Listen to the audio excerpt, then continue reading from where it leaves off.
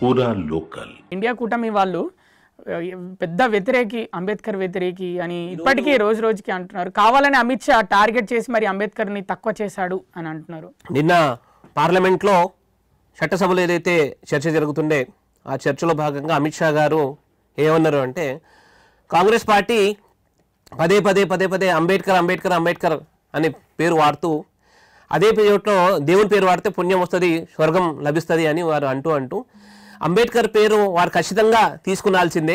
ఎందుకంటే భారత రాజ్యాంగ నిర్మాత డాక్టర్ బాబాసాహెబ్ అంబేద్కర్.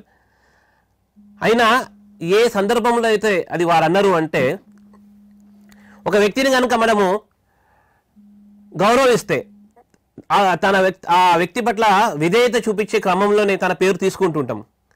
కానీ కాంగ్రెస్ పార్టీ ఏ రోజు కూడా డాక్టర్ బాబాసాహెబ్ అంబేద్కర్కి గౌరవం ఇయ్యలే, అటువంటి స్థానంలో కూడా బాబాసాహెబ్ అంబేద్కర్ని ఏ రోజు పెట్టలే. అయినా బాబాసాహెబ్ అంబేద్కర్ జీవితంలో కొన్ని ఘటనలు కనుక మనం చూసినట్టయితే ఏ రకంగా కాంగ్రెస్ పార్టీ అంబేద్కర్ని మోసం చేసుకుంటూ వచ్చిందనే విషయాన్ని ఈరోజు సమాజానికి తెలవాల్సిన చాలా అవసరం ఉంది. మీకు తెలిసిన డాక్టర్ బాబాసాహెబ్ అంబేద్కర్ని రెండు సార్లు ప్రావిడెన్షియల్ ఎలక్షన్లో ఓడగొట్టి పార్లమెంట్కి రాకుండా ప్రయత్నం చేసింది కాంగ్రెస్ పార్టీ. డాక్టర్ బాబాసాహెబ్ అంబేద్కర్ ఏదైతే 156 అలీపూర్ రోడ్లో వారు ఏదైతే ప్రభుత్వం సంబంధించిన ఏదైతే గవర్నమెంట్ క్వార్టర్ ఉండే దాంట్లో అదే క్వార్టర్లో ఉండి ఆయన సొంత చేతులతోని టైప్ రైట్ చేస్తూ డాక్టర్ బాబాసాహెబ్ అంబేద్కర్ రాజ్యాంగం రాయడం జరిగింది.